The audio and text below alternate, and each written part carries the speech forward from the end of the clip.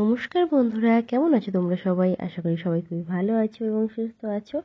আজকে একটা তোমাদের সঙ্গে শেয়ার করছি একদম কালো রঙের একটা শাড়ি ড্রাফিং।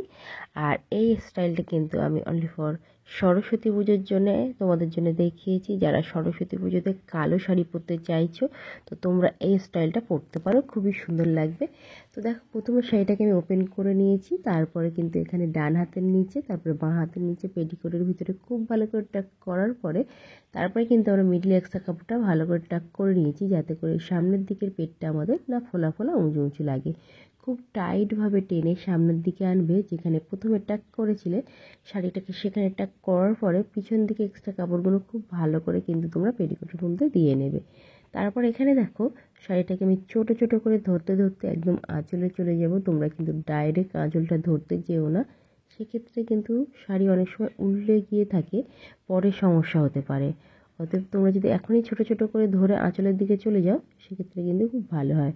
তো এখানে দেখো, আঁচলটাকে আমি প্রথমেই রেডি করি। তো সামনের দুটো আঙুলকে কাঁচির মতো দিয়েছি, আর ফার্স্ট এবং লাস্টের তিনটে আঙুল আমি এভাবে ধরেছি পিছনের দিকে।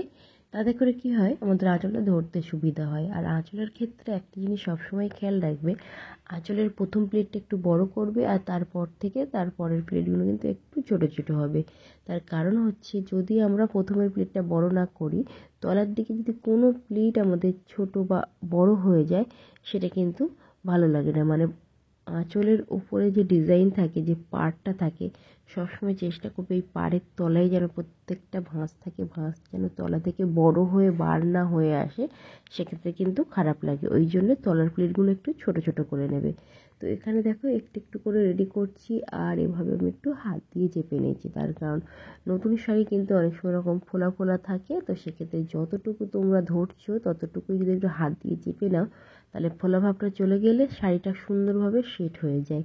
আর আমার প্রিয় দর্শক, আর এত সুন্দর ব্ল্যাক রঙের যে শাড়িটা আজকে কিন্তু আমি মিশো থেকে কিনেছি। আর তোমরা চাইলে কিন্তু মিশোর যে কোড নাম্বার ছিল সেটা আমি শেয়ার করে দেবো ডিসক্রিপশন বক্সে। তোমরা শুধু কমেন্ট করে জানিও যে তোমরা এই শাড়িটা নিতে চাও কি না।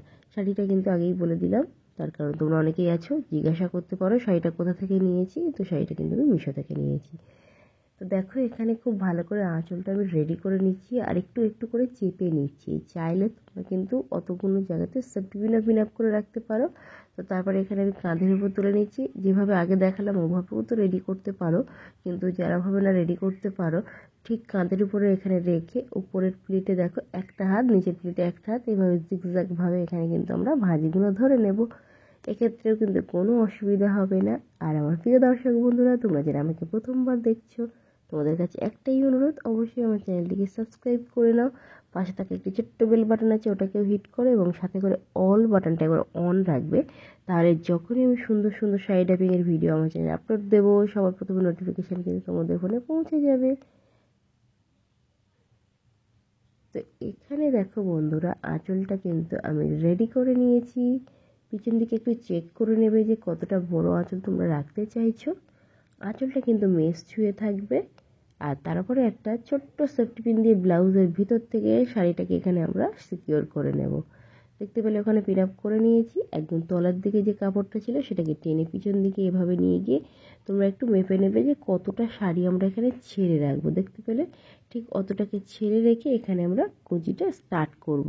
তো দেখতে পাচ্ছ, এখানে কিন্তু আমি ঠিক বাঁ হাত দিয়ে করছি। তোমরা যদি বাঁ হাত দিয়ে না করতে পারো, তাহলে ডান হাত দিয়ে করে নিতে পারো। আর আমার চ্যানেলে কিন্তু অনেক ধরনের শাড়ি ড্রাপিং দেওয়া আছে। তোমরা যারা ভাবছো আমরা এই স্টাইলটা পরবো না, একটু সিম্পল স্টাইলের শাড়ি পরবো, তো অবশ্যই তোমরা কিন্তু আমার চ্যানেলটা একবার ভিজিট করো। ওখানে কিন্তু অনেক সুন্দর সুন্দর, অনেক নতুন নতুন ইউনিক ডিজাইনের শাড়ি ড্রাপিং দেওয়া আছে। এবং তার সাথে সাথে আমি কিন্তু খুব ভালো করে বুঝিয়ে বলার চেষ্টা করি, যাতে তোমরা 1 থেকে 2 বার শাড়ি ড্রাপিংটা দেখার পরে নিজেরাই পরে নিতে পারো।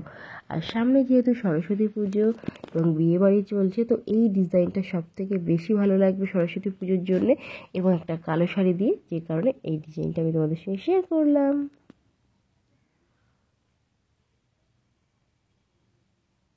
তো এখানে কুচিটা খুব ভালো করে রেডি করে নিয়ে হালকা হাতে একটু নাড়িয়ে নেবে। নাড়িয়ে নিলে কী হয়, প্রত্যেকটা ভাঁজ এখানে একটু বার হয়ে যায়। তারপরে একটা একটা করে ভাঁজ এখানে তোমরা দেখে নেবে নিয়ে কুচির ক্ষেত্রে কী হয়, একটা একটা করে ভাঁজ যতটা সময় পারো ধরে নিয়ে তারপরে কিন্তু এখানে তোমরা সুন্দরভাবে হাত দিয়ে চেপে একদম নিচ পর্যন্ত যেতে হবে। তার আগে মিডিলে তোমরা একটু শাড়িটাকে ধরে নিলে বা ওখানে একটা ক্লিপ দিয়ে ওটাকে সিকিউর করে ধরে রেখে একটু ঝুঁকে নিচের দিকে গিয়ে কিন্তু তোমাদের পাড় পর্যন্ত শাড়িটাকে হাত দিয়ে চেপে নিতে হবে। যত সুন্দরভাবে তোমরা চেপে নিতে পারবে, কুচিটা সুন্দর দেখালেই কিন্তু তোমাদেরকেও সুন্দর দেখাবে। আর কুচিটা সুন্দর করতে হলে তার আগে কিন্তু ভাঁজগুলো একদম সমান দিতে হবে। দেখতে পাচ্ছ ঠিক এভাবে কিন্তু তোমরা হাত দিয়ে চেপে নেবে। হাত দিয়ে চেপে নিলে সুন্দর হয়ে যাবে। তারপরে তোমরা নিচের দিকে লেন্থটা চেক করে নিলে যে শাড়িটা মেশ ছুঁয়ে আছে, তারপরে এখানে এক্সট্রা কাপড়টা পেটিকোটের ভিতরে সুন্দরভাবে টাক করে নেবে। সব সময় চেষ্টা করবে যে শাড়িটা যেন মেশ ছুঁয়ে থাকে, এতটা বড়ই কিন্তু তোমাদের পরতে হবে। তার কারণ জুতো পরলে শাড়ি কিন্তু অনেকটাই উঁচু হয়ে যায়। শাড়িটা যে এক্সট্রা কাপড় ছিল সেটাকে সুন্দর করে টাক করে নিয়েছি। এবার এখানে এটাকে দেখো পিছনে নিয়ে যাচ্ছি। এখানে চাইলে কিন্তু তোমরা সেফটি পিন দিয়ে পিন আপ করতে পারো বা জাস্ট এভাবে টাক করে রাখতে পারো। তো এখানে একটা সেফটি পিন আমি পিন আপ করবো যাতে এখানকার কাপড়ের ভাঁজগুলো সিকিওর থাকে, মানে আর সুন্দরভাবে সেট থাকে। তো এখানে যখন তোমরা সেফটি পিন দিয়ে পিন আপ করবে, এক্ষেত্রে উপরে যে কাপড়ের ভাঁজটা আছে ওটাকে সরিয়ে দিয়ে ঠিক তলার ভাঁজ তো থেকে নিয়ে কিন্তু তোমরা সেফটি পিনটা রেডি করবে।